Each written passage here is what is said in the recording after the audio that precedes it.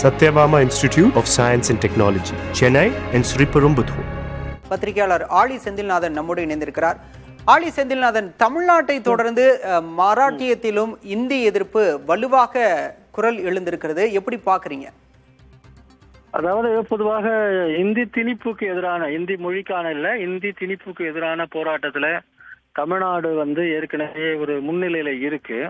இதை பற்றி பேசும்போதெல்லாம் தமிழ்நாடு தான் எதிர்க்குது, மற்றவங்க எல்லாம் அதை ஆதரிக்கிறாங்க என்று ஒரு கருத்தை இங்க இந்தி திணிப்புக்கு ஆதரவானவர்கள் சொல்லிக்கிட்டே இருக்கிறாங்க.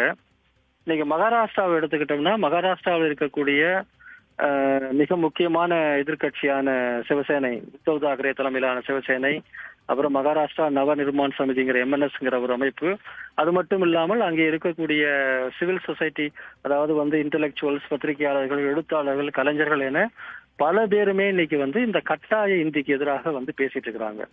இதுல கவனிக்க வேண்டிய விஷயம் என்னன்னா, மகாராஷ்டிராவில் இந்தி, குறிப்பாக மும்பையில கிட்டத்தட்ட எல்லோருமே இந்தி பேசக்கூடியவர்களாக சொல்லப்படுகிறது. மகாராஷ்டிராவில் பெரும்பாலும் இந்தி மொழி நிறைய பேருக்கு தெரியணும் அப்படின்றதுதான் எல்லாரும் சொல்லக்கூடிய கருத்து. ரெண்டு மொழிக்குமே ஒரே எழுத்து வடிவம் தான் அப்படிங்கிற ஒரு எண்ணத்துல அங்க இந்தி ஏற்கனவே எல்லாருக்கும் தெரியும் என்ற ஒரு கருத்து நிலவுகிறது. அப்படி இருக்கிற பட்சத்துல கட்டாய இந்திக்கு எதிரான குரல் எப்படி மகாராஷ்டிராவில இருந்து வருது அப்படிங்கறத நாம எல்லாம் யோசித்து பார்க்கணும்.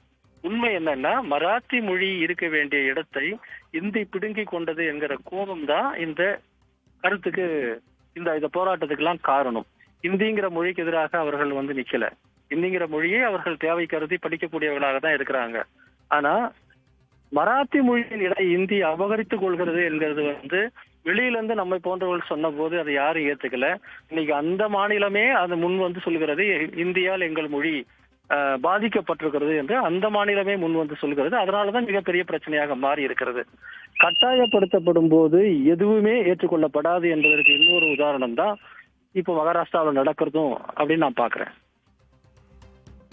கருத்துக்களுக்கு நன்றி ஆலி Senthilnathan. Satyabama Institute of Science and Technology, Chennai and Sriperumbudur.